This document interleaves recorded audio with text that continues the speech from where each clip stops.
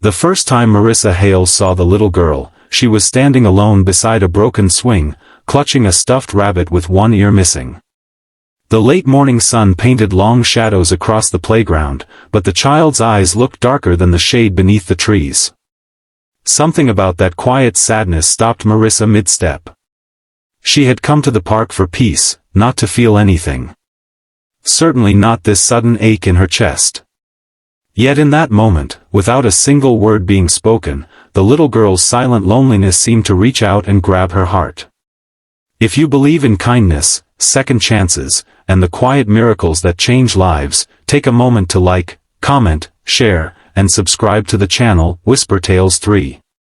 Stories like this remind us that sometimes love finds us when we least expect it. Marissa had spent years building careful walls around her life. At 31, she was proud of her independence. Her days were structured and predictable: work at a small graphic design studio in the city, quiet evenings at home, and occasional morning walks through Willowbrook Park before the world grew too loud. Relationships had never worked out for her.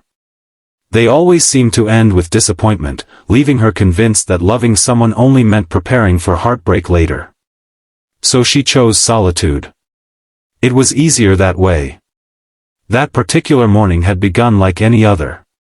The air carried the gentle warmth of late spring, and the park was alive with sunlight and birdsong. Parents chatted on benches while children chased each other across the grass. Marissa liked watching life from a distance, the way an artist studies a scene without stepping into it. But then she noticed the girl. She couldn't have been older than 5. Her brown curls were tied in uneven pigtails, and her small shoes were covered in dust. She stood near the swings as if waiting for someone who never arrived. Every now and then she pushed the empty swing gently, watching it move back and forth. Marissa felt an unexpected tug of concern. She scanned the area, expecting to see a nearby parent, but instead she saw a man sitting on a bench not far away. He looked exhausted, his shoulders slumped forward, his eyes heavy as if sleep had been a stranger for months. His attention never left the child, but there was something distant in his gaze, like someone carrying too many worries to show. That was when Marissa learned his name was Rowan Mercer. Over the next few weeks, their paths kept crossing in the park. Marissa would sit on her usual bench, sketching ideas for work, while Rowan's daughter, her name was Talia, played nearby with her battered stuffed rabbit. Slowly, Talia began to notice the quiet woman who smiled kindly whenever their eyes met. At first it was only shy glances, then a wave, and eventually the little girl started wandering closer, curiosity shining through the sadness in her eyes. Marissa told herself it was harmless. She liked children, but she had never imagined being close to one. Still, there was something about Talia that felt impossible to ignore.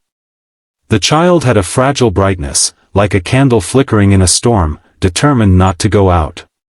One late morning, as golden sunlight filtered through the leaves, Talia approached Marissa with careful steps. She held up her stuffed rabbit as if introducing an old friend. The rabbit's fur was faded, its stitching loose, but it was clearly precious to her. Marissa smiled warmly and admired the toy as though it were the most wonderful treasure in the world. Talia's face lit up instantly, the kind of pure smile that only children can give. From that day on, the park visits changed. Marissa found herself looking forward to seeing Talia's bright curls bouncing across the grass. The little girl began bringing leaves, flowers, and small treasures to show her. Sometimes Marissa would draw silly pictures for Talia in her sketchbook, and the child would giggle in delight as if it were magic. Rowan remained polite but distant. Marissa could sense the heaviness in his life without needing to ask. His eyes carried the quiet exhaustion of someone who had been forced to become stronger than he ever expected. Eventually, she learned the truth. Talia's mother had passed away the previous year after a long illness. Since then, Rowan had been raising his daughter alone while trying to hold together a small carpentry business that was slowly slipping under the weight of bills and grief. Every day was a balancing act between work, parenting, and a heart still broken by loss. Marissa hadn't meant to care. She reminded herself constantly that this wasn't her life. She was only someone who happened to sit on the same park bench each morning. But hearts rarely follow the rules we make for them. Slowly, without permission, hers began to soften. It started with small things. One morning she brought a packet of colorful crayons for Talia. Another day she repaired the rabbit's loose stitching at home and returned it looking almost new.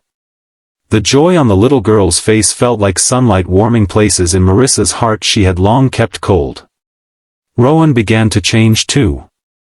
At first he simply thanked her with quiet gratitude. But over time his guarded expression softened. He started staying closer during their morning visits, sometimes sitting beside Marissa while Talia played nearby. They talked about simple things, the weather, the park, childhood memories. Yet beneath those ordinary conversations was a growing understanding between two people who had both known loneliness. Marissa kept reminding herself that she wasn't falling for him. She told herself she was only helping a child who needed kindness. But love rarely arrives the way we expect. It doesn't knock loudly or demand attention. Sometimes it grows quietly in shared silences, in laughter over small moments, in the way someone's presence begins to feel like home. And often, it begins with a child's smile. One bright afternoon, as the sun painted the playground in warm gold, Talia ran toward Marissa holding a drawing she had made with the crayons. It was simple, 3 stick figures beneath a huge yellow sun. One had curly hair, another had short hair, and the third had long lines that looked like Marissa's own. Talia hugged the paper to her chest proudly. In that moment, something inside Marissa shifted forever. She realized the truth she had been avoiding. She hadn't fallen for Rowan first. She had fallen for the tiny world that came with him, the brave little girl who refused to let sadness steal her joy. And through loving that child, her heart had slowly opened again. Years later, Marissa would still remember that morning in the park, the broken swing, the stuffed rabbit, and the little girl who unknowingly rebuilt a heart that had once sworn never to love again. Because sometimes the people who change our lives the most are the ones who never even realize they did. Before we reach the end, here's a special request for you. Please comment the word hope if you believe small acts of kindness can change someone's life forever. The truth is, life rarely gives us perfect plans. Hearts break. Dreams fall apart. But every once in a while, love finds its way back through the smallest doors, through a child's laughter, through quiet mornings in a park, through the courage to let someone in again. If this story touched your heart even a little, please take a moment to like, comment, share, and subscribe to Whisper Tales 3. Your support helps these emotional stories reach more people who may need a reminder that love, kindness, and second chances are always possible.